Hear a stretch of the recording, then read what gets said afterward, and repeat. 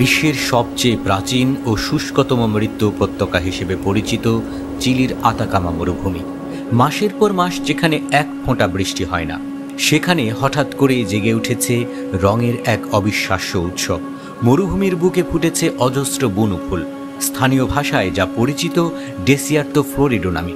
বেগুনি, হলুদ, সাদা আর গোলাপি রঙের পাপড়িতে ছেয়ে গেছে মাইলের পর মাইল ধূসর বালিয়াড়ি। মরুর বুকে এমন রঙের মেলা প্রকৃতির এক অলৌকিক ইঙ্গিত। বিজ্ঞানীরা বলছেন, দীর্ঘ বিরতির পর ভারী বৃষ্টিপাতের কারণে মাটির নিচে সুপ্ত থাকা বীজগুলো একসঙ্গে জেগে উঠেছে।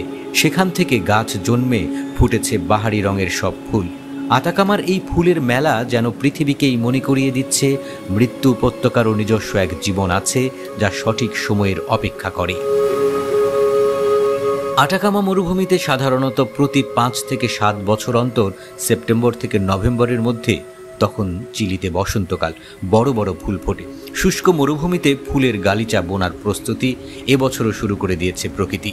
ফুল ফোটার সময় এলে অন্তত 200 রকম ফুলে ভরে যায় গোটা আটাকামা। যে বছর এখানে হঠাৎ করে বেশি বৃষ্টিপাত হয়, সেই বছরই রং বেরঙের ফুল ফোটে। শুষ্ক ভূমিতে জন্ম হয় নতুন প্রাণের। চিলিতে অবস্থিত আটাকামা মরুভূমি হল পৃথিবীর উপকূলবর্তী মরুভূমির মধ্যে একটি। প্রশান্ত মহাসাগরীয় উপকূলে প্রায় 1 লাখ বর্গ কিলোমিটার জুড়ে ছড়িয়ে রয়েছে এই মরুভূমি। এর এক পাশে রয়েছে প্রশান্ত মহাসাগর, অন্যদিকে ঘিরে আছে পেরু, বলিভিয়া এবং আর্জেন্টিনা। আটাকামা মরুভূমিকে বিশ্বের শুষ্কতম মরুভূমি বলে মনে করা হয়, কারণ এর পূর্ব দিকে বাতাস প্রবেশের পথে ঢাল হয়ে দাঁড়িয়ে রয়েছে আন্দিজ পর্বতমালা। সুউচ্চ পর্বতমালা মরুভূমির দুপাশ থেকে ভেসে আসা বায়ু এবং তার সঙ্গে ভেসে আসা মেঘ আটকে দেয়, ফলে এখানে বৃষ্টিপাতের পরিমাণ শূন্যের কোঠায় নেমে আসে মাঝে মধ্যেই। মরু অঞ্চলটিতে বছরে গড় বৃষ্টিপাতের পরিমাণ মাত্র 15 মিলিমিটার। অত্যন্ত শুষ্কতার কারণে এই মরুভূমিতে প্রাণের অস্তিত্ব প্রায় নেই বললেই চলে। তাই আটাকামাকে ভ্যালি অব ডেথ বা মৃত্যু উপত্যকা বলে থাকেন স্থানীয় অধিবাসীরা।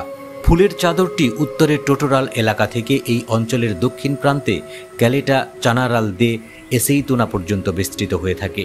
ধীরে ধীরে গাছে হলুদ, সাদা, গোলাপি, লাল হরেক রঙের ফুল ফুটতে থাকে। ফুল গাছগুলি বড় হয়ে উঠলে একসময় ফুলে ঢাকা গালিচার মতো দেখতে লাগে গোটা মরুভূমিকে। বিশেষজ্ঞদের মতে, মরুভূমিতে হঠাৎ এমন হাজার হাজার ফুল ফোটার বিষয়টি প্রকৃতির একটি অসাধারণ অভিযোজন ক্ষমতা এবং জীবন চক্রের ইঙ্গিত।